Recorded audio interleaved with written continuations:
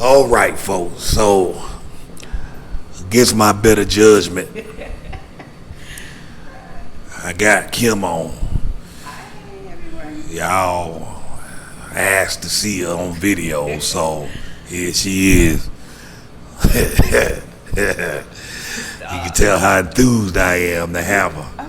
Calm down, woman. Calm your ass down. Stop. So a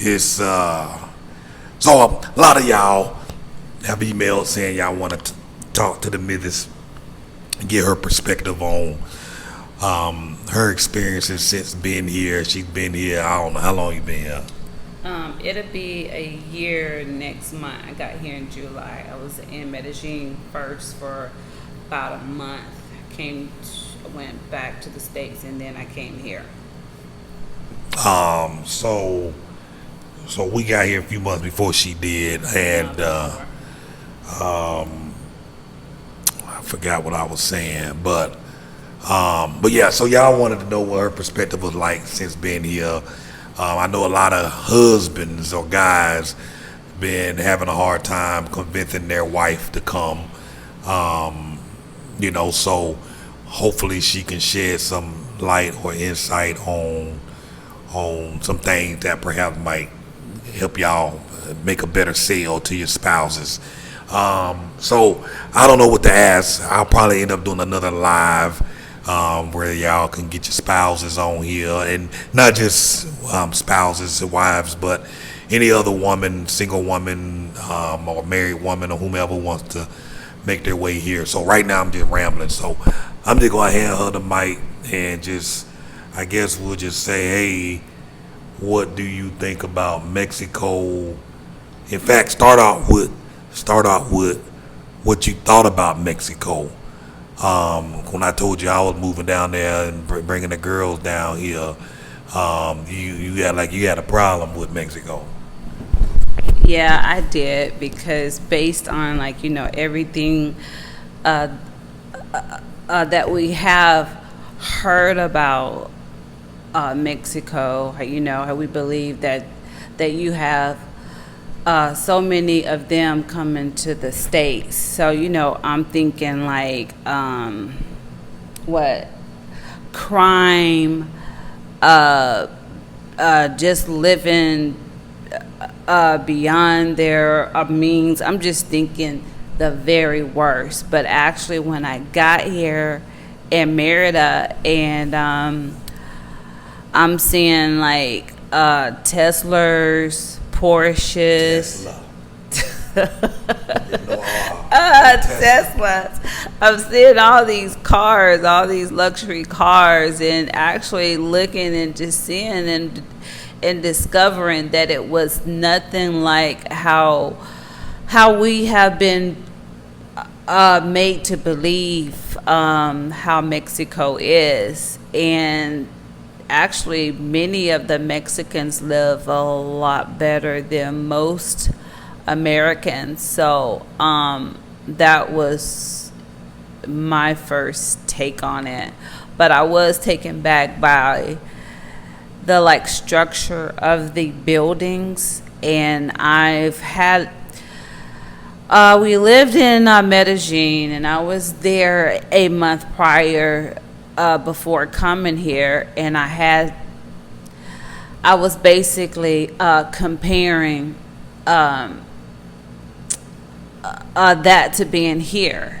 And so the buildings, and how they look, it is a lot different. But yeah, I don't know what else. So, and I'm sorry we got this mic. I had a dual mic, and it wouldn't require us to hand it back and forth. We would have two separate mics, but just hadn't gotten around to replacing it. So you said you didn't you were comparing Medellin to Mexico. There are people who are watching this who are also considering living in Mexico, in Medellin, or just in Colombia in general. What is the differences in terms of the structure that you talk about? Since you brought it up, what is it what were you comparing from Colombia to Mexico, and what did you like about Colombia versus Mexico?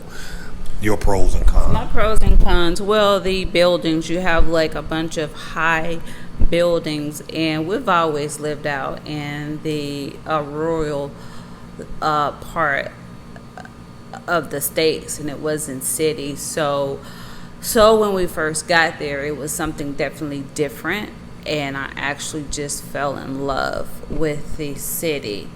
I believe Medellin has a lot more restaurants. I do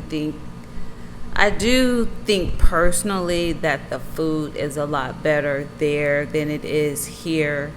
They do have better malls. However, those are the pros of Medellin. But here in Merida, I will say it is a lot safer. There's less traffic, and there's a lot more things to do here versus there. And the crime, we can go outside here. I can walk around with my cameras. I'm a photographer, so I got all this gear. I can walk around here safely, without being concerned if I'm gonna get robbed or something. But there in Medellin, I would never do that. So there's a difference. It is. So I guess you just have to decide on what's important to you and just go from there. But I would say visit both places so you have something to compare it to. So you didn't really go into depth about the infrastructure, the buildings and stuff like that. So I'm going to clarify some things for y'all that are watching. So here's the deal. In Colombia, everything goes up. They have sky rises, high buildings, tall buildings. The city, everybody lives in condos. Probably, I don't know if I'm going to put a number on it. I'm saying 80% of people live in high rises and condos and apartments. So on the surface, when you get there, you have this magnificent city where you just see all of these grand buildings plastered with glass and just different shapes and all of that stuff. And it just looks really good from an architectural perspective.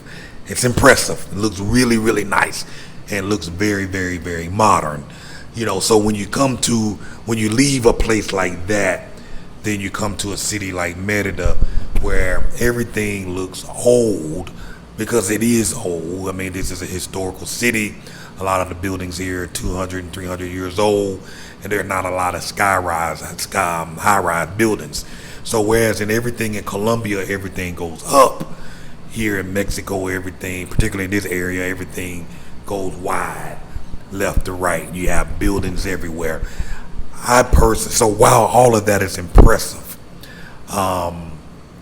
it looks great, I still find that there's more character here, and while the buildings are old, they're old from a historical perspective, and that's what gives this city its charm and its uniqueness. It's almost like a lot of people go to Europe and spend thousands of dollars for a 1 week vacation, where you almost have the same beautiful setup here in Merida and other parts of Mexico.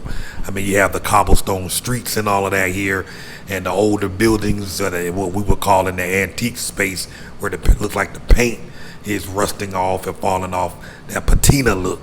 And that's what makes it look so beautiful and give it its charm. I personally didn't like the shopping aspect in being in Colombia because, again, everything goes up. You got to go into these high-rise buildings to see what shopping opportunities are available to you. You can't necessarily see it from the outside. Here is almost similar to the States in a sense, where you can just walk and you can see all the signs, you can see the buildings, you know what you're going into before you enter into the building. Colombia, you got to go inside the high rise and then see what's up. So again, when you first arrive here, coming from a place like that, things look old, it looks rustic, and on the surface, it doesn't look all that great. It kind of looks run down, and I'll let you speak on that because she wasn't impressed, and she's really not saying what she really felt or thought when she arrived. And so I think it's important for you to share what you really felt when you saw when you arrived. Be honest. That's what this is about. Okay, I thought it was like dirty. I won't say dirty. Well, I won't say dirty, but just dingy and just ugly. It just wasn't impressive at all to me. But however, being here almost a year, it'll be a year next month. The city has definitely grown on me a lot, and I'm actually liking it here much better than I was when I first got here, just because it was so hot and the heat was a huge factor in it. So, which is why I do stay home a lot. Cartess likes to walk a lot, and it's just too hot for me to be doing all that walking. So that's why you guys don't see me a lot in these videos, because he is typically out and it's really hot. But when I first got here, it was definitely different. The area where we were living in, and initially in Montebello, it was a really nice area, but outside of that community, the places did look old, grungy, and just run down. And y'all have heard me say this many times before. Knowing what I know now and what I knew a year ago and even just 6 months ago, a lot of the neighborhoods that I walk now and the older homes and the older communities, had I initially gotten here, I wouldn't have necessarily wanted to live in those areas because they do look run down. They do look dingy. It's only as time goes by when you really start to see this place for what it is. I mean, it's a historical masterpiece. Only as time go by do and you start to get involved into the local culture, going places, doing stuff. Only time will allow you to appreciate the beauty and the magnificence of what you're actually living in. So these areas now that I go by and walk past, I would not hesitate one bit. But the first week of arriving here, I'd have been like, hell to the no. I ain't living in these houses. I ain't living in this neighborhood. I ain't going nowhere down there. But now, man, you can't keep me away. That's where I meet most people. Locals, get the best deals, get the best foods and whatnot. And so you mentioned that you feel the food in Colombia is better. Personally, I don't. In Colombia, they some serious meat eaters. They love to eat that meat. And much of the dishes are just meat. And they eat a lot of meat here too. Now, I will say, I've been here for a year. The taste buds, I guess, the folks, a lot of the foods are seasoned different. And other people who come from other parts of Mexico would typically say the Yucatan really doesn't have the best food as it relates to the best food in Mexico. I haven't been to many other parts of Mexico, so I don't know how true that is. But it's taken me a year, well, probably about 6 to 8 months, to finally start allowing my taste buds to adapt to the way they season foods. And so now I'm finding that I enjoy it. Because now if I go back to the States, I probably won't enjoy the food there because my taste buds have drastically have changed. I've adapted to a different way of cooking and seasoning since I've been here. Elaborate a little bit more on the food, because that's an important thing, I guess, for some people. Yeah, I mean, when we got here, a lot of the places that we were going to, food just was just awful, and I guess you just have to know where to go. But here, that compared to Medellin, I just feel like they have a larger selection of like places, and the food just, I believe, it's more flavor. It's seasoned better. Just better food. However, not to say that there's not any good places out here, because there is, but you just have to find those places, and there are hidden gems. But before, about a year ago, and we were trying all these different places and going different places, and we were getting food, and it was just awful. I'm just like, man, is this it? Is this Mexico? Their food, because I'm not feeling this. But I have slightly began to like adjust to it, but I know which places to go and which places not to go. So I'm gonna go back to, cause I really want you to get in, cause this is what the folks want, the truth. Because here's the deal, she really didn't like it here, and as she said, she been here about a year, and it's really only over the last couple of months that she started to find peace and like it. So I need you to go in deeper and explain really what you didn't like, because you didn't go out, you didn't do much, you complained. In fact, me and the kids, we had bets that she'd be up out of here in 3 months, 6 months, and that she'll hightail it up out of here. But it's only after the last couple of months, so it took you about 8 to 9 months before you really started to finally like. What was it that you really didn't like, and what changed?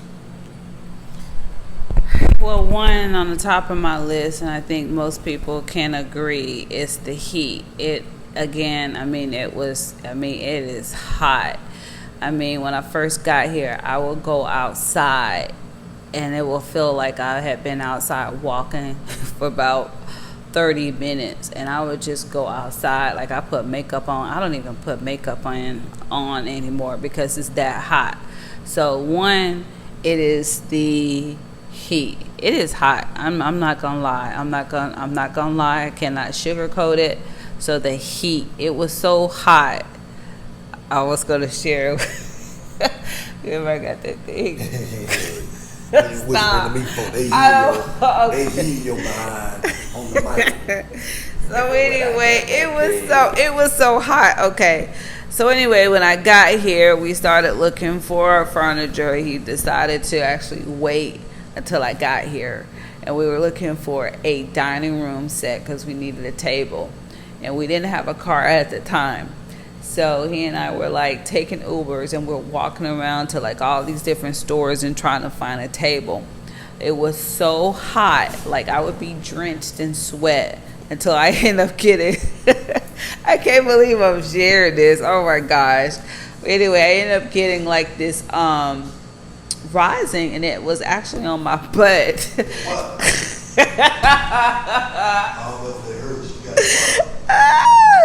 I guess whatever you call those things, like it was from the, what was it? Yeah, a boil, and it get on my butt because of the sweat. And so what I did like was that my doctor, which I absolutely love him, Dr. Jose, he actually came to the house. He actually ordered had the people to come to do a ultrasound. They came to the house, and it was like $50. So that was pretty cool. But what really changed in the last few months, I don't know. I guess that I just finally decided to adjust and make the best out of it, because Cartess has been saying this is home. So I So I've been able to make the shift and getting comfortable with it. But I do like the idea of being able to jump on a bike. So we have 2 bikes here. I can jump on a bike, I can go to the store. So just the convenience of like everything, and I'm getting exercise.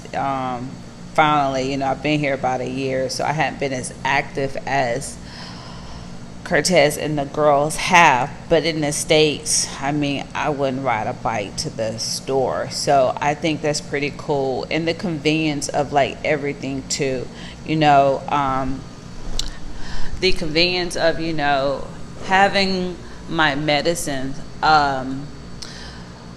delivered here to the house. I mean, it's great. I deal with this one pharmacy. I just text them on the app, and they bring me my meds within 15-20 minutes. Just having things brought to me, doctor visits, and I mean, so there's a lot of pros compared to being in the States. So it was definitely an adjustment for me. And started being on the phone talking to a friend. Girl, this place is nice. Y'all should come and visit. Y'all should come and check it out, because it really is a nice place. I mean, quality of life is superb. You get a whole lot. She talked about pharmacies bringing medicines and stuff, and when we first got here, we talked about how the doctor made house calls. The doctor could come to your house for $40, $30, $40, and that was a great deal. Or if you went to their office, it's like $15, $20 to go see the doctor at their office. But because as time go by, you start to learn more, do more, see more, and get more resources. Now, like for example, tomorrow I'm gonna go to the doctor. My left foot started swelling up. That's why I keep looking down here and messing with it. But now I've learned over time that a lot of the pharmacies, many of the pharmacies, you can just walk out the door and you can see all kinds of pharmacies everywhere. I can just go to the pharmacy and go see the doctor, and it cost me $3 or $4. 60 pesos. And a full-blown licensed medical doctor. You know what I mean? $3, $4. Whatever is going on here, check me out. Give me a prescription, whatever. This is as you learn to navigate the system and get deeply involved and ingrained in the local living, you start to learn these things. Now paying a doctor $45 to come to my house, to me, is absurd, because now I'm no longer comparing prices to what I would pay for a similar service in the States. Now I'm comparing prices to the way locals compare it. And I ain't trying to pay no doctor $45 to come to my house unless I absolutely need him to. And there was a time I needed him to come to my house because I got food poisoning and was vomiting every 30 minutes, and I couldn't stand up, let alone ride in an Uber. So it made sense to pay $45. Now I can go to the doctor for $3. I can walk to the doctor. I don't even got to get in the car unless I'm bad off. But so those are some of the nuances you learn. So she mentioned that, and I wanted to elaborate on this a little more. It took her, like I said earlier, it took about 9 months, 10 months before she finally started to adapt. And as she said, well, Cartess said this is home. What I say to y'all many times before is it's going to take y'all about 6 months. 6 to 9 months to fully adjust and adapt. Had she had the option to go, she probably would have left out of here within the first 90 days. But family was keeping her here. And it's only because she was, in a sense, kind of forced to stay that she was able to adapt. And I don't hesitate. I don't sugarcoat this when I tell y'all this, because I tell you this all the time. you literally almost got to force yourself to stay put for a year because most of you will bail out. The heat, as she said, that's the biggest thing that has been a deterrence for her. But a year later, she's learned how to cope with it, deal with it, navigate it. It's not going to kill her. She can get around, do her thing. She make her plans around that. You got to ride this thing out. And it's not just because it's Merida and it's the heat. No matter what country you go to, you're going to find an excuse to leave and find an excuse to get back home because home is comfortable.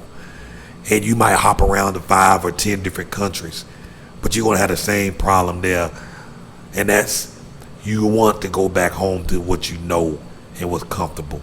So wherever you decide to go, get in your head that it's going to be hard, it's going to be rough, it's going to be frustrating. You're going to be ready to throw in the towel, you're going to be ready to quit, you're going to be ready to give up because it is hard. Don't let anybody, many of y'all are watching these videos on YouTube, seeing folks having a good time, seeing folks going fishing, riding yachts, going swimming to these fancy cenotes, hopping on planes, going to Mexico City and other parts of Mexico. You're seeing the highlights, but it is tough adjusting. It's a mental thing. It's a mental. It's almost like an airplane, but I ain't gonna get into all that. So elaborate on, there was something I want you to talk more about.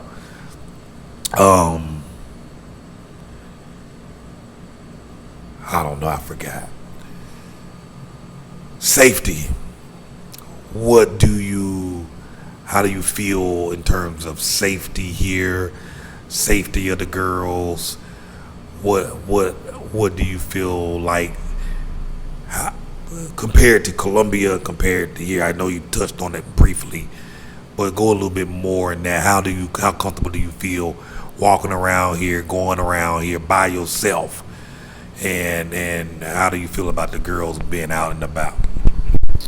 I mean, when we were in Colombia, I went out a lot by myself, and I probably went out there a lot more than I have done here. But it's not as safe. I'm sorry. Merida is a lot safer here. So I do feel comfortable. Like I said, I feel comfortable walking around with my camera gear and really the girls, and that's a big thing for me, but I feel extremely safe. They go to the mall all the time. They go to Uber, they go wherever they need to go, and I feel perfectly safe. Would I ever allow them to do that in Medellin? Absolutely not. I would never allow them to do that there. But here, it is safer. So it is like one of the second safest places in the world. In North America. So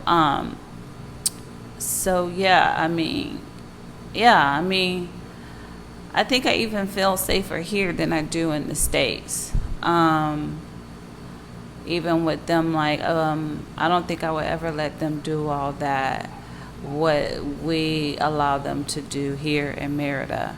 So they do have their, I would say, independence in their freedom, but they wouldn't be able to do that in the States. So I believe that's really huge, because I can be a helicopter mom and want to kind of make sure that they're okay and protected. There's always a concern, but I just don't feel that here. So a lot of ladies have been inquiring about black hair care products, particularly since we had two daughters' hair and your hair. what can you share with them on that? Is there difficulty finding products to maintain the hair? What's it like with your black hair care, or just having black hair in this heat? Because when you first showed up, you showed up with a brand new weave. Had spent a few $100s on it. What happened to it? Oh my gosh, when I first got here, like I said, it was so hot. I had probably one of the best sew-ins I had ever had, and I spent a lot of money on this hair. And I had at least a month and a half to go with that hair. And within a few weeks of just being here, I sweat like it was, I had to take it out. That's how hot it was. But to answer the question about hair products here, it is a huge issue for me. Like right now, I've got my hair braided on the side with 2 French braids. I need hair product, and I cannot get it here. When I first came here and I got here, I purchased a lot of hair products and I brought it with me. So we ran out of everything about a month or so ago. I came with a whole lot of stuff, knowing that we wouldn't be able to find hair products here. There is a Sally's beauty supply here, but they don't have everything that we need. It's more catered to different textures of hair, not like natural hair care. I am natural, so that is a huge problem. And I was just complaining to him I think yesterday, saying that I need to get my hair done. I need hair, so that is a huge problem. So I would just recommend you getting as much hair as you possibly can, any hair products.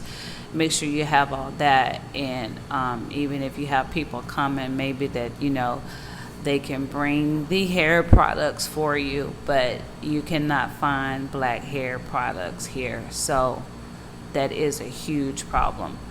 I know Belize is closer, but believe it or not, they pay a lot of money for those products.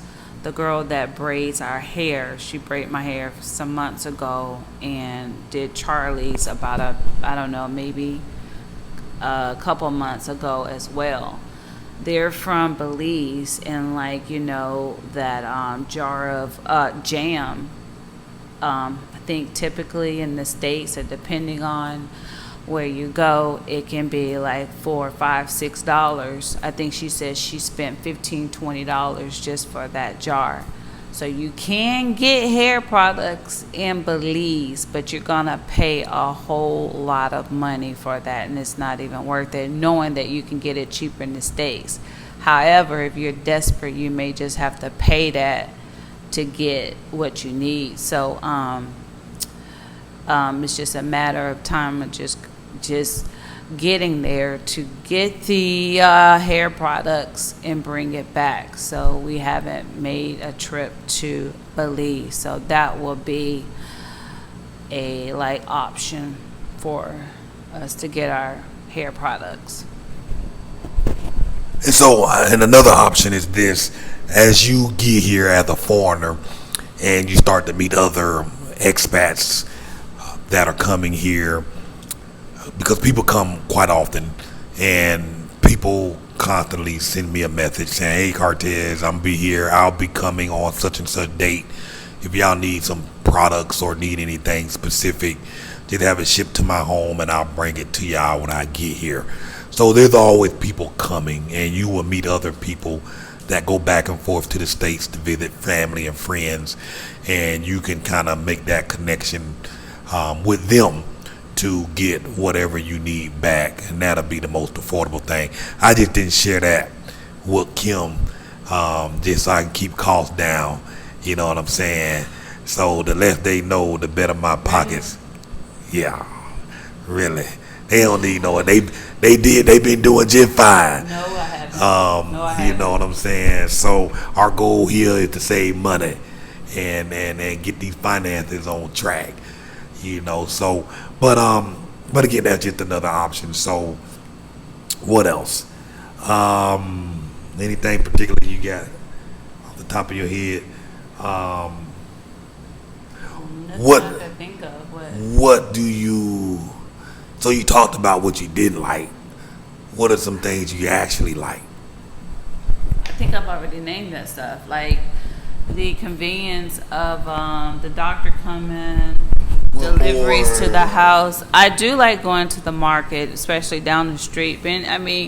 I just think, I think of like the people in France, like they get on their bike and they have a basket on their bike and they go to the market, they get their fruits and their meat. And so, like, in a way, it's that same concept here. There's a market down the street. It takes us about 10 minutes on the bike, and we can basically get our fruits and vegetables and our meat and even the charcoal. Like, I had been going to the store paying like $6-7 for a bag. I'm gonna find out. $4 was it 80 pesos for a bag?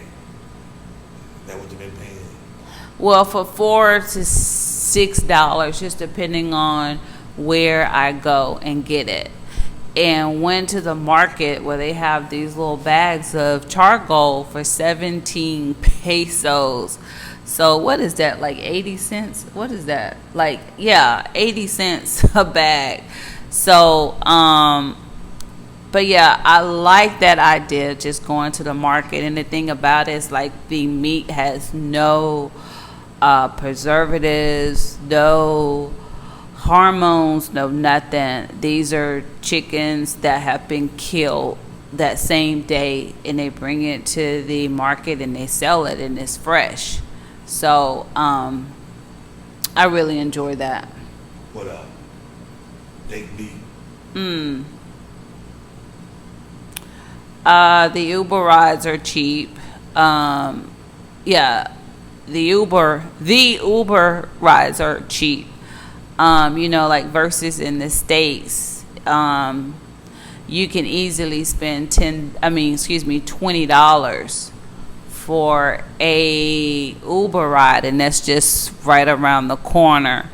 Here, you can pretty much go across town for $5-6, just depending on how far you're going, the time of the day. So it's I know it seems like the small things, but it does make a difference. And like Curtis was saying, just the quality of your life. I want to clarify that $5 to $6 Uber ride. That's practically for going way across town. Yeah, most rides typically run us about anywhere from $1.50 to $2 to $3 to go to most places. So when you're paying $5-6, you're going a pretty good distance across town to get there. So it's not often that you're paying that much, unless it's surge or rush hour time or late at night. So I just wanted to clarify that. So again, it really is about the quality of life. What's it like getting around without having a car? I know you talked about Uber, but people tend to ask, is a car necessary? How have you felt about not having a car as a woman and a mother, etc.? When we had a rental car, and I'm not gonna lie, it's like being at home when you just want to jump in a car and go. But not having a car, you can still get around and go where you need to go. Again, it's not like being in the States and you're having to go to all these places, and because of the cost. But you can pretty much get wherever you need to. And the thing about being here, there are multiple like apps. So you have Uber, you have InDriver, and Didi. So it's it is relatively convenient to get around without a car. However, I would prefer a car because of the convenience of just having it. However, it's not like a necessary thing that you need to have, like being in the States. Has not having a car been an inconvenience to you? I mean, other than calling an Uber and waiting, but to answer Or the has it kept you question, from- no. Has it kept you from doing what you want? No. And we'll rent a car if we need to go way out somewhere, or we gonna need a car for 2 or 3 days. You can rent a car. The way they do it here, all the rental places come to your house, fill out the paperwork, and then they come back and pick it up. You don't even have to go get the car. So like if we want to go to a cenotes and stay gone for 2 or 3 days, we just call and say, hey, we want a car. They'll come, get the car, take it out for 2 or 3 days, drive as far as we need to go, and do that. So for me, I don't feel I've been inconvenienced by not having a car, because one, it's forced us to walk around a lot more, and as a result of walking around a lot more, we've seen more things that we would not have seen had we been in a car. So again, there's some pros and cons. Now eventually we will get a car, more than likely. But it's not, if you're considering the move here, it's not necessary. You can do any and everything you need to do. Plus, oftentimes when we're in Uber, we'll meet Uber drivers that will offer their services as a private driver. So that's another benefit. If I ever need a private driver, many of them charge anywhere from like $6 to $7 an hour. So I mean, literally somebody for 4 hours will cost about $28. They'll drive you around town, take you wherever you need to go. And because they speak English, and here's what I do, here's a little tip. I work it out. I say, look, all right, you gonna charge me $7 an hour. I'm gonna take you out I'm gonna need you for 4 hours, but I want you to also translate on my behalf. So I mean, you're getting a transport service, and you're getting a translator to go with you when you're out and about, which helps make things so much easier, especially for those of y'all that are just arriving and you really don't know the language. Having somebody to speak on your behalf is super, super essential. So that's a tip. Before we move on, I want to throw this in. If you're watching this video from YouTube, make sure you subscribe, hit the like button, try and get in the algorithm so that we can get this video around so other people can learn about a life abroad. If you're watching this on Facebook, make sure you hit the like button. Please share this video, because folks in America and all over the world are having a hard time. And my goal here with Move Abroad and Thrive is just to educate folks and share with folks that there are alternatives to living. You don't have to struggle. You don't have to deal with the hustle and bustle. For many people, due in part to the pandemic, the opportunity to work remote jobs, work from the computer, work from home, has opened up the possibility for many people to go move abroad and live while working from their home. So please share this video. And as well, if you're finding that this content has been helpful, please consider making a donation. Again, my goal is to get the word out. I want everybody to know. I want to start advertising this channel, promoting it, because it's important. People need choices. So if you feel that our content is helping you and it's helping you plan your move and helping you plan your escape, please consider making a donation. CashApp is on the screen, $CartessRoss, Zelle, my email address, cartess@cartessross.com. Also, if you want to do my credit card, go to moveabroadandthrive.com. There's a donate link at the top of the menu. Click on that and you just put in however much you like to donate. Whatever you submit, we're very grateful. Thank you so much. So, You know what I feel like some people would want to know? how is the driving here? And the driving is really easy. It's like driving in the States. The only thing is those little roundabouts. It did take me some time to get used to, but I would never drive in Medellin, Colombia. Yeah, so it'll take you about a good 3 days to get comfortable with the driving. You'll figure it out. It's not Colombia, Medellin. I would never even attempt to drive there at all. Wouldn't even be a thought. But here, 3 days. A lot of one-way streets, a lot of roundabouts. Some with 2 and 3 and 4 lanes in around the circle. You just got to sort through that a few times. They got a lot of bumps in the streets to slow down the traffic, and you just got to pay attention to that. But you'll get the driving down pretty good.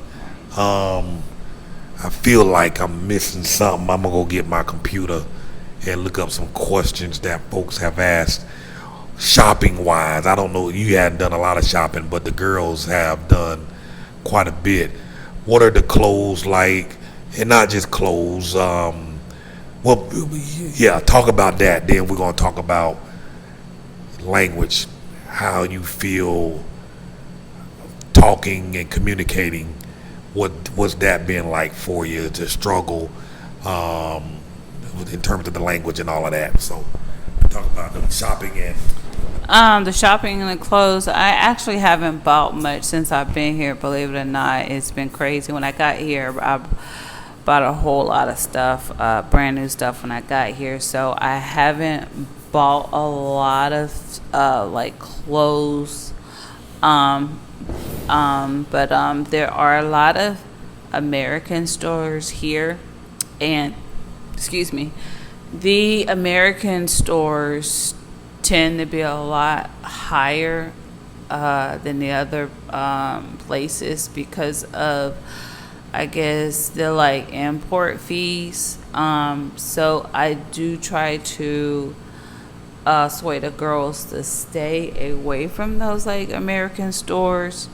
But the shopping, I don't think is any different. The malls look like the malls in the States. Yeah. What was the other thing? language. Oh gosh. Now, the language, I'm not gonna lie, I have been struggling with their Spanish. I know I keep bringing up Colombia, but I guess because Colombia is definitely home. Like, I really love Medellin, and when we were there, it's because I was more active than I am here. I was beginning to pick up the language and understand it. And coming here, it's like the different dialects, and like in the States, how you have the Northerners, who the people are from like New York and New Jersey, and then you have the people down, in the South, and it's the same, just like here. And it's like some of the people, and you have people like from like different parts of Mexico, and they're all here, and you think you're like catching on, and you come into contact with someone, and they be and you be like, huh? So it is a challenge with the language, but you can still get around. But I do recommend you learning the language, and unlike I have done, getting out and being emerged, it will definitely help, because I know I did it in Colombia and I do need to do it here.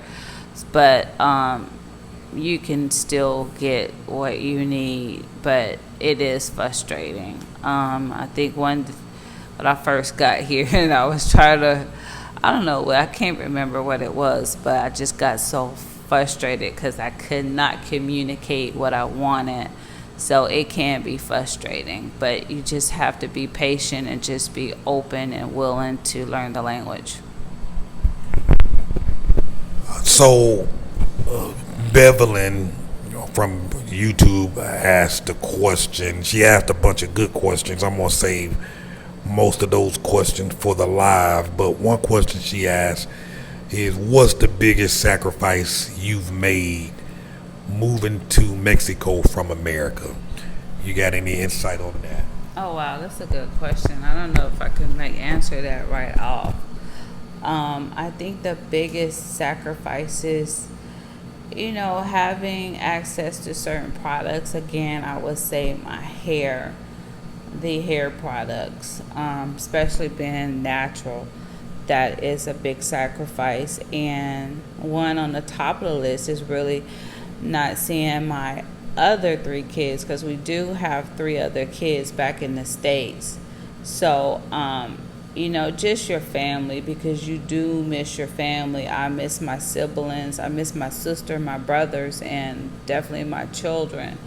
That would be the biggest sacrifice that I've made coming here, because it'll be a year since we've seen our 3 older children and my siblings and my nieces and nephews. So that's been one of the biggest sacrifices for me.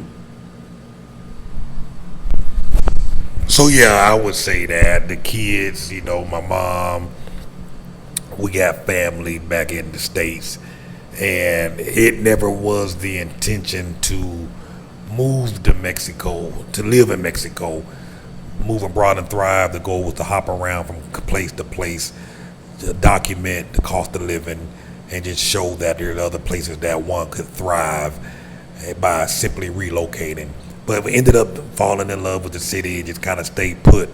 Plus, we had a few other medical emergencies that have kind of hit our pockets, and so we have not been able to fly back home as often as we'd like. But also with that, I had already made a decision that we're just going to sit tight for 1 year so that we could get acclimated and just fully adapt and adjust. So that was that was the biggest part of the strategy, sit tight. And of course that cost us in terms of not being able to see family and friends and back at home. So we're planning a trip hopefully soon in the coming weeks to make a trip back to the States, see family, whatnot. And, as I said, we're down here to get our finances together, get those straightened out, save, start doing a little bit more investing, etc., etc. So that was the primary goal. So with anything, there's going to be sacrifices. And so that was ours. Other sacrifices, again, just adjusting to a new way of life. You're comfortable at home. We've been living in the States for 47 years, for me, 47 years. That's the only way of life that I've known. And coming to a new place and a new culture where you don't know the language and you're trying to learn the language, that's been it's a struggle mentally. And again, I'm not downplaying this. This thing is really mental. I don't want to deceive y'all on that. Need to know this coming in. Most people who come, they leave. They don't last long. They want to blame the heat, but it really ain't the heat. As I mentioned earlier, it's something else. They want to get back to that comfort zone. However, if you push through that and fight through it, because while I love it here, there are still some things I'm comfortable doing and comfortable with back at home. But I have bigger goals, bigger dreams, bigger plans. And the longer we're here, the more opportunities we're exposed to and more opportunities that we are learning about. For example, Are you gonna tell me about that's what I'm about to talk about now. The biggest opportunity that we've just learned, we met some folks, great family. Local, they live here. We met some great folks. People, listen to this. They're going to blow your mind. Yeah, it's going to blow your mind. Y'all, listen. I'll let you turn up I'll let the you tell channel. them. Oh, my gosh. So we recently found out that so you think about in the States and you going to college, and most people, they get student loans. And you get the student loans to pay your way through college. And after you finish school and you get a job, you're still paying on those student loans. Especially now, just imagine wanting to be a medical doctor or even a specialist. We found out here that it costs $10,000 to become a doctor. No, you heard me right. $10,000 to become a doctor. Go to college. Become a doctor. Yeah, well, yeah, to go to college and to become a doctor. And if you want to become a specialist, a doctor who specializes in a certain field, I believe, no, I'm sorry, it was a surgeon, right? It was a surgeon, right? I think it's a surgeon. I'm gonna say surgeon. Okay, it costs $20,000, and we found out for an attorney, I believe it was like $6,000. So with this new information, we have pretty much made a point that we're definitely gonna stay here. Haley wants to become a doctor. So we're gonna put them in school and make sure that they learn the language, and we'll be able to pay cash for her college education. And when she's done, she won't have any student loans whatsoever. So whatever, even Charlie, if she decides to even continue dance, whatever it is, they won't have any student loans. And the beauty of this is that if they decided that they wanted to go back to the States and practice medicine or just whatever that they want to, they can take a test and they can practice medicine in the States, and they will be bilingual. So so it's definitely a no-brainer. So it is a huge sacrifice, but it's definitely setting them up for their future where they won't have student loans. So yeah, as she said, you want to go to school to be an attorney, $5,000 US, and you can become an attorney. So you're not going to have that $150,000, $200,000 student loan debt like you would in the States. So the beauty is the kids are young enough where in about 3-4 more years they'll be fluent in Spanish, probably sooner than that. So that's an advantage. You bring your kids here early enough, give them a couple of years to learn this language, and they can go to university. Now, as a foreigner, they might pay a few dollars extra. I don't know what that number is, and that may not be the case once you become a full resident, but it's not going to be nowhere near what the costs are in the States. So that was the biggest surprise that I was so excited to hear about.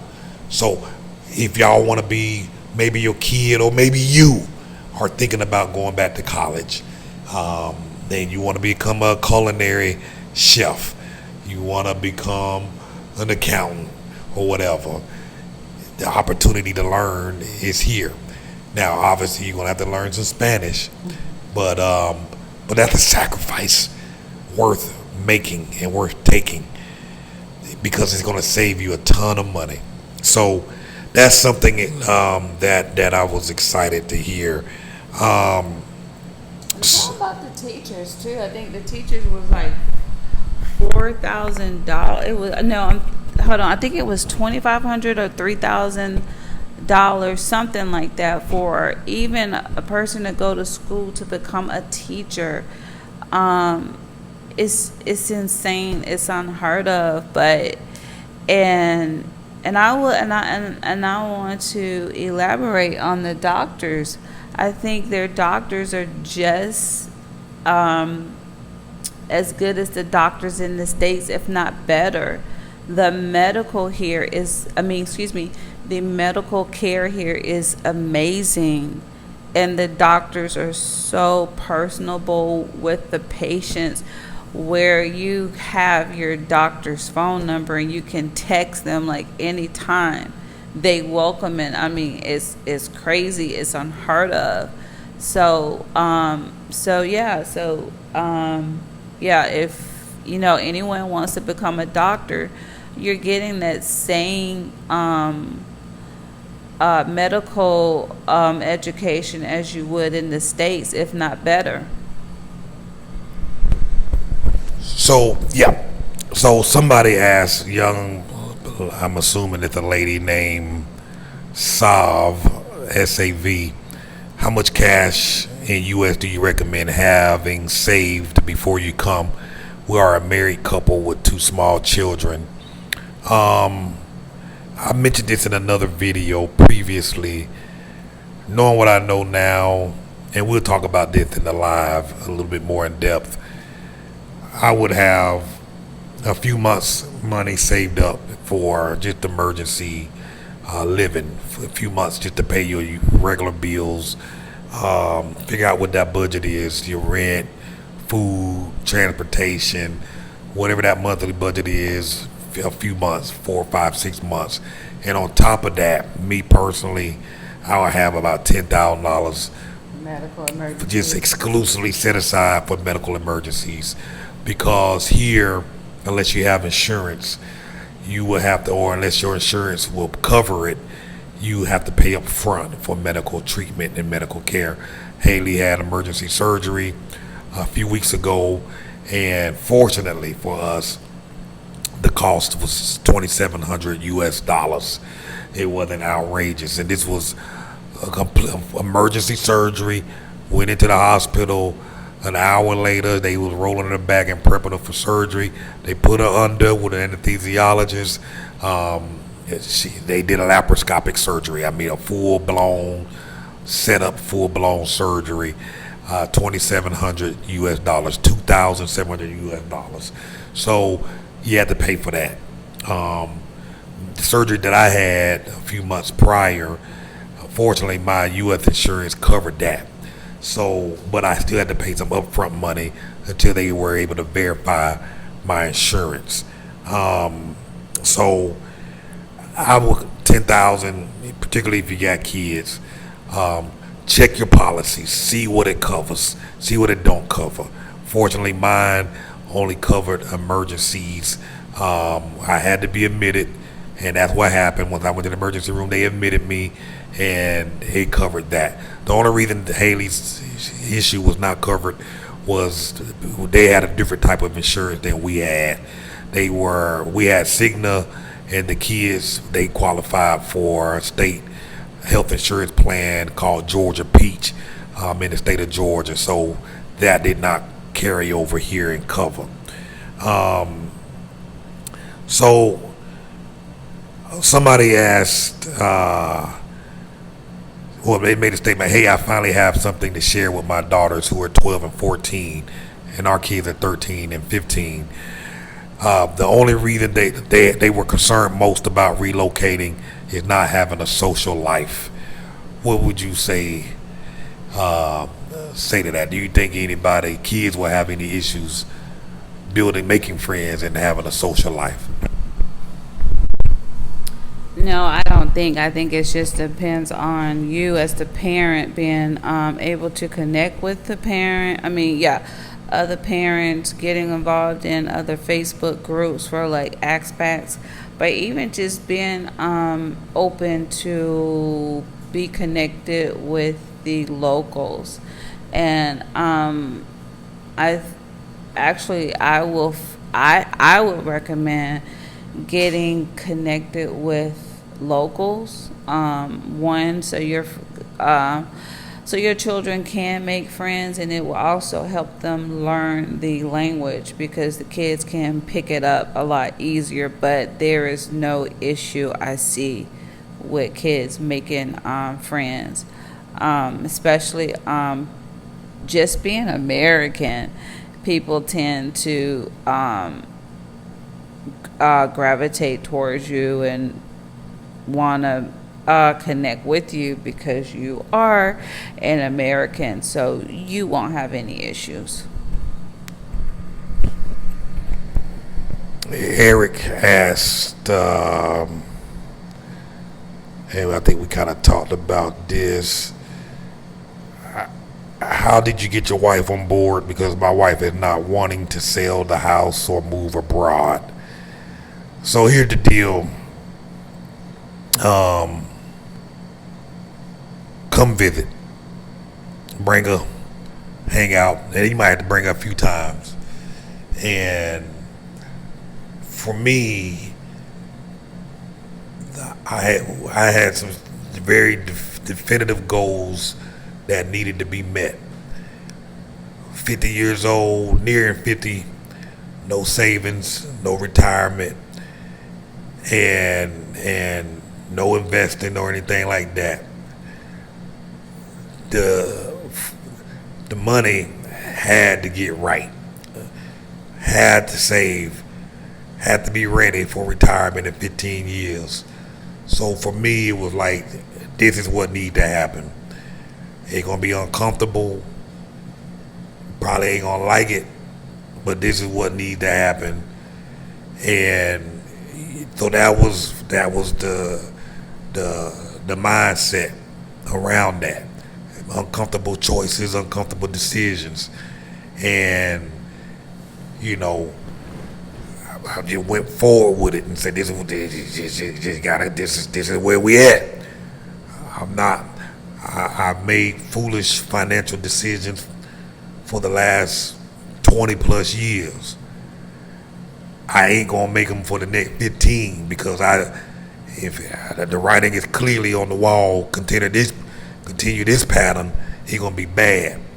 And so my advice would be, because again, she wasn't on board with coming out to Mexico, wasn't thinking about it, thought it sucked, complained about it when she got here, didn't like it. But at the end of the day, she started to come around. And so that's why I say, I don't know what your lifestyle is like, but visit, bring her down, stay for a couple of weeks.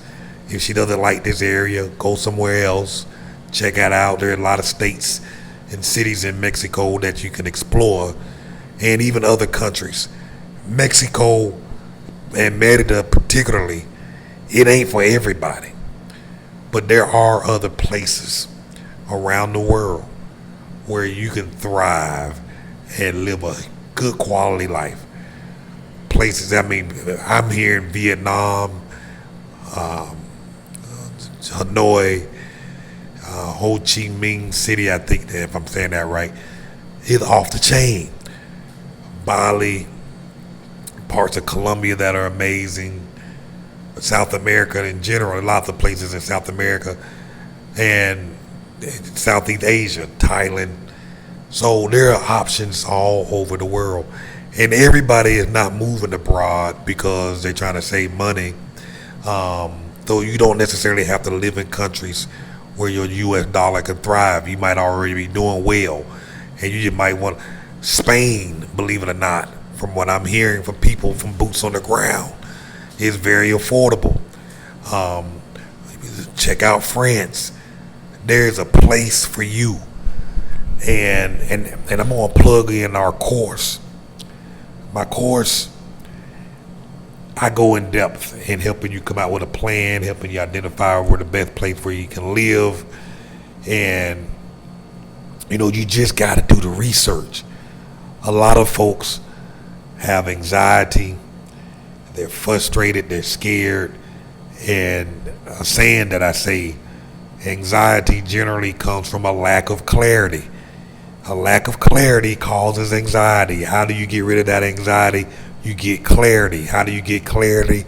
You start doing the research and finding answers to these questions, finding solutions to these problems, talking to real people that's actively on the ground, living abroad, people living in these countries that you want to go to, and talk to them. Pay whatever consultations that they have so you can get real solid feedback so that you can make informed decisions. Because until you get these answers, you're going to have no clarity. And again, lack of clarity causes anxiety. The only way to get rid of anxiety is to have clarity. And the only way to get clarity is to do the research and get the answers that you need. So talk to people, investigate, join Facebook groups, get answers to questions that you have. And again, don't hesitate to spend money to talk to somebody for consultation. And look, a lot of folks complain and say, hey, Cartess, why do you charge for consultation? Why do you charge to want to meet up when I come to town?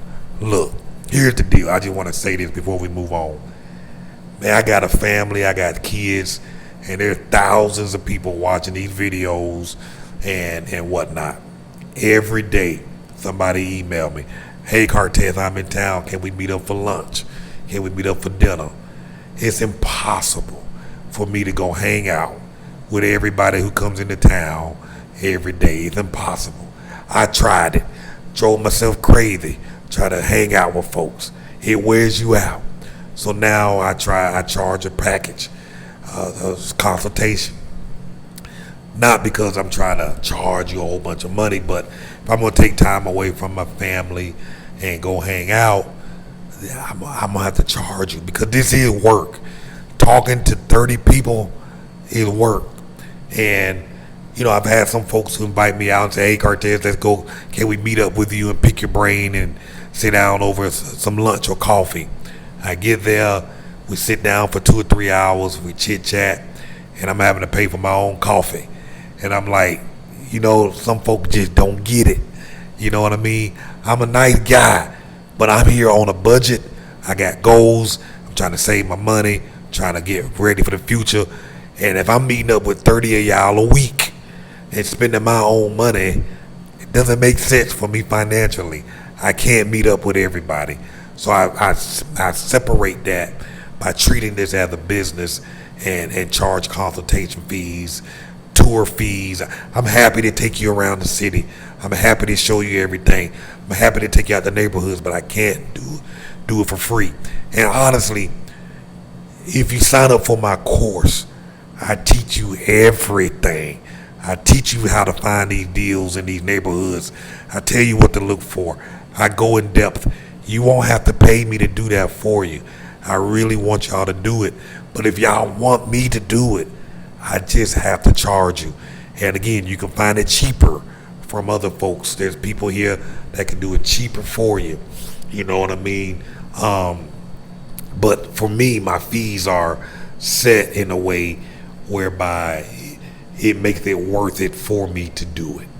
You know, so think about it. You know, also I want to address, you know, some folks have made comments about, you know, why would you pay an American guy all this money who doesn't even speak the local language, who doesn't speak Spanish, who doesn't, you know, listen, here's the deal. Sometimes people do they think too much. People pay me when I don't know Spanish because I'm a foreigner living in Mexico. I'm from America, and I've figured out how to get here, navigate, get comfortable, be comfortable, do the things I want. And so other people that are watching these videos, particularly Americans that are watching these videos, they want to connect with other people who speak English.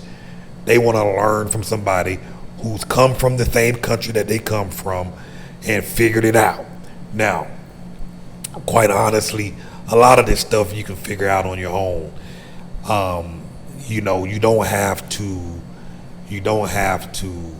pay anybody.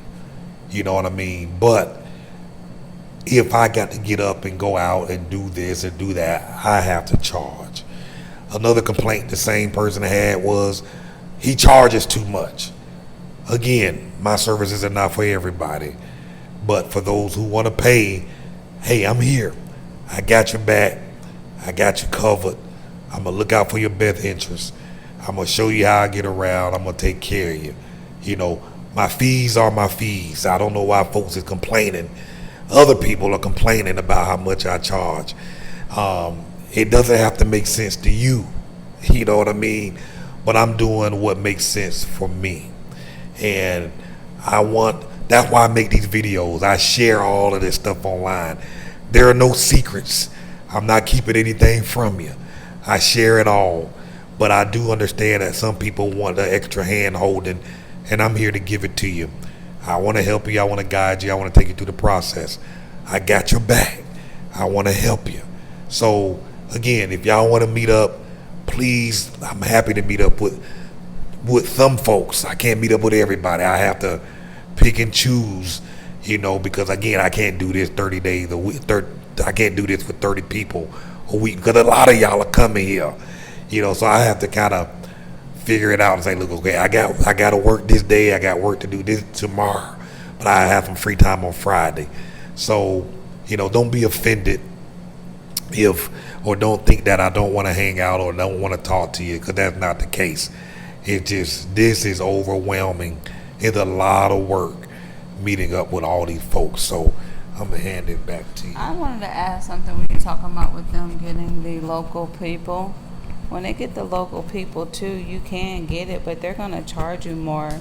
A lot of them assume just because you are, an American, that you have a lot of money. And usually too, when you get these local people who do take you around and find your place, that they will actually add on a fee to your rent, and they're getting a cut every month. Yeah, so that's something you got to be mindful of. A lot of mistakes are made when new people arrive. I made a lot of mistakes when I first got here, like buying my first rental. I paid too much. I paid too much for my first place. I don't necessarily recommend anybody to get a real estate agent, because again, like I say, I tell y'all in these videos already how to find these deals. Go online, search the Facebook groups, look on some of the local classified ads listings, and find rentals.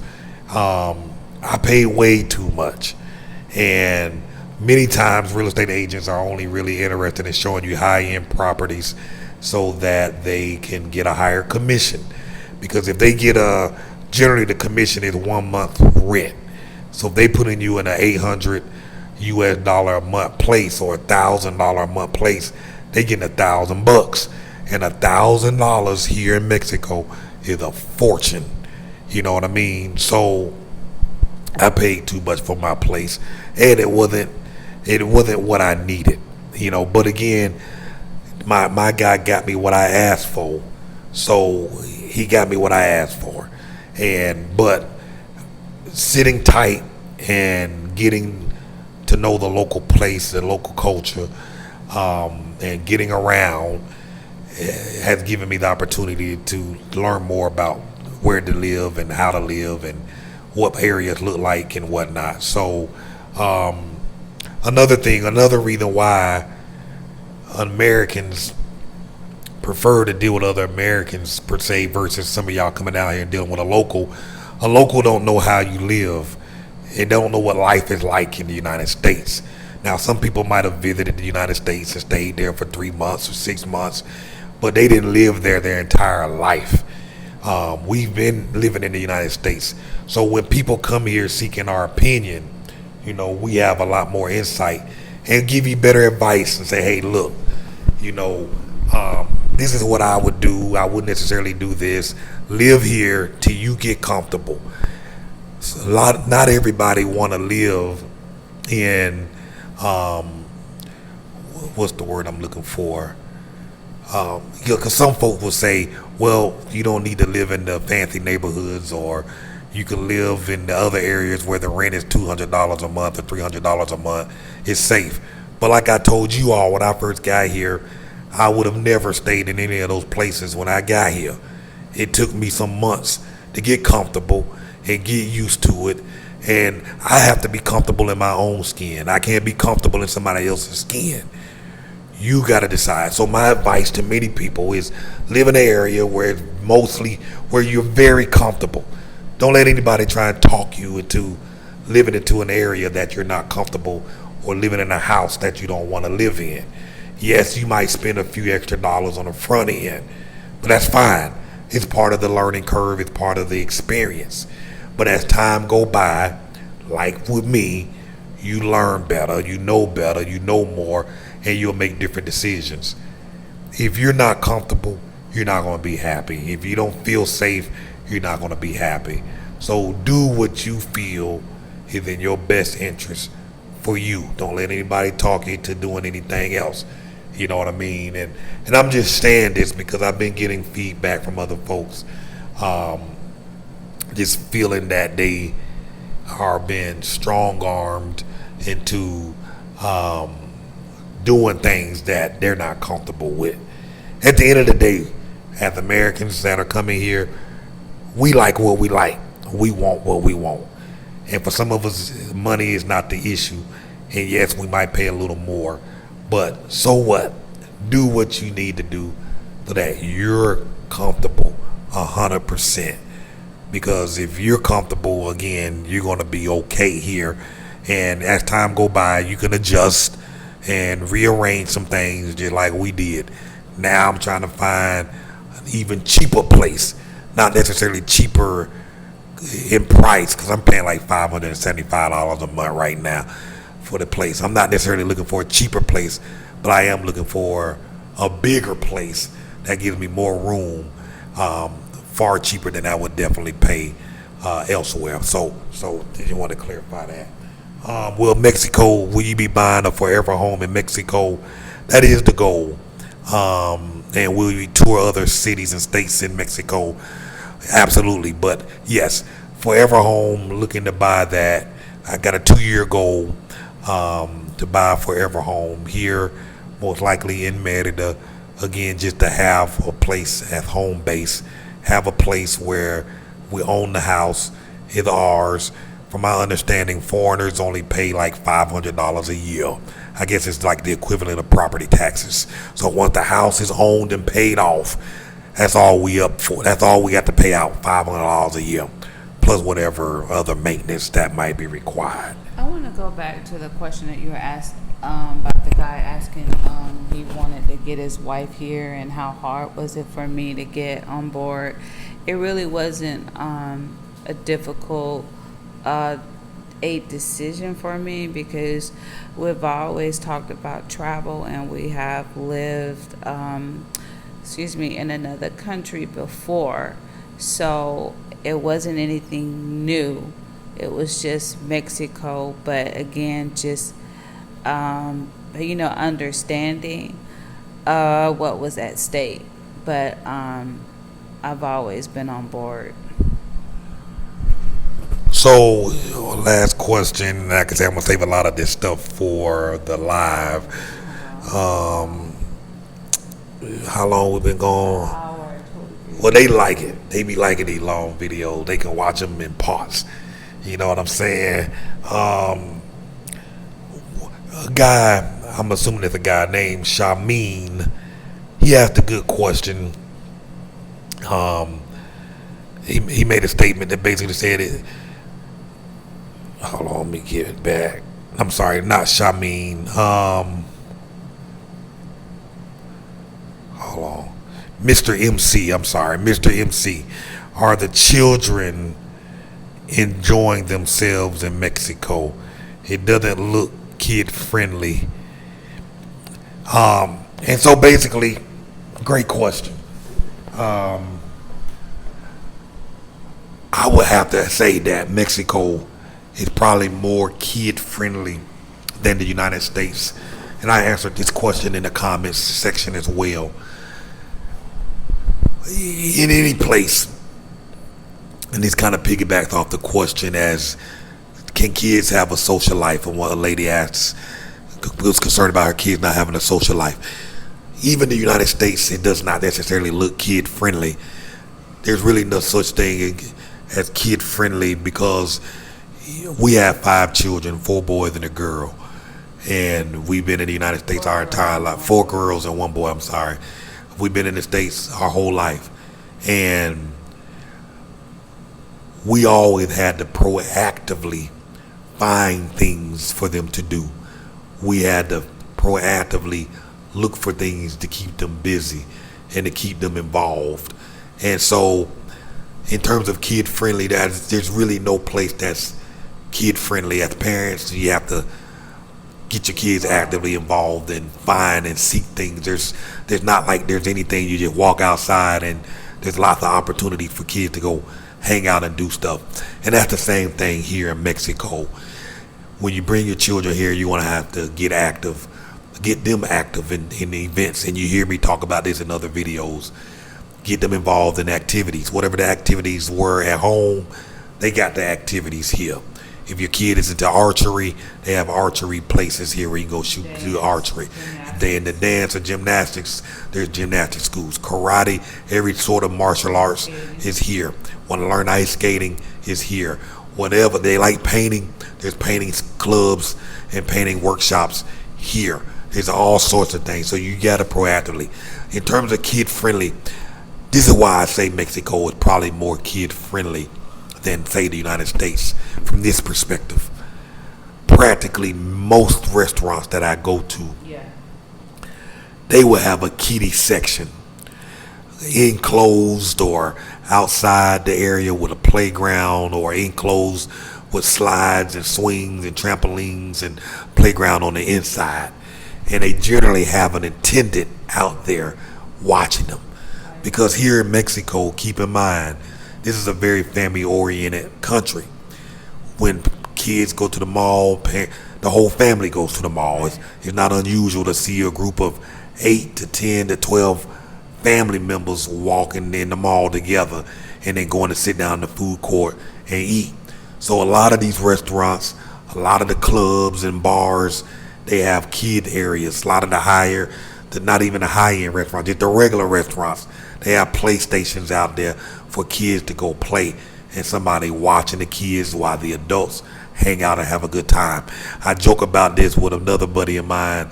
I mean, we can literally go drinking. If we had our kids, we can literally go drink ourselves into a stupor, and the kids can go play and have a good old time, and then somebody watching them, and then when we're done, we can hop a Uber and go back home. A lot of the restaurants out here have these gigantic swimming pools. So families bring their children to these restaurants, and they got swimming pools inside these buildings, and kids can go hop in the water and play. And again, there's somebody generally there watching and tending to the kids. So I've seen that to be the case more often than not. They have this extreme 15 minutes away from here. Yeah, I mean, I'm going to go out there and do a video on it because it's spectacular. They got zip lining, they got rock climbing, they got stuff I never seen before. And it's a park, and it's free. I'm like, that's free? I had to ask 3 times. They're like, yeah, the kid can go out there and hang out and play and just have a good grand old time. It's free.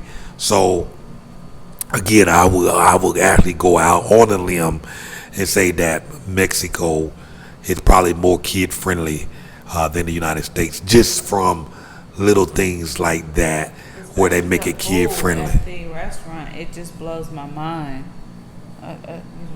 So that's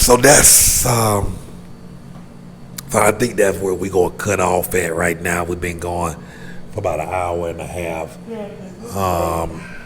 She getting tired, she can't hang, and I want to wear y'all out. I'm probably gonna take this clip and chop it up into pieces. But again, if y'all need any consultation, go to the website moveabroadandthrive.com. There's a consult link at the top. Sign up for the academy at the top. There's a link for Move Abroad and Thrive. Sign up for our newsletter to be updated. Get free tips and resources and tools all on the website. Check that out. moveabroadandthrive.com. Make sure you like, subscribe, share this video, and I appreciate y'all watching. Thanks for chiming in. Any last words? No. Thank you for watching. We out.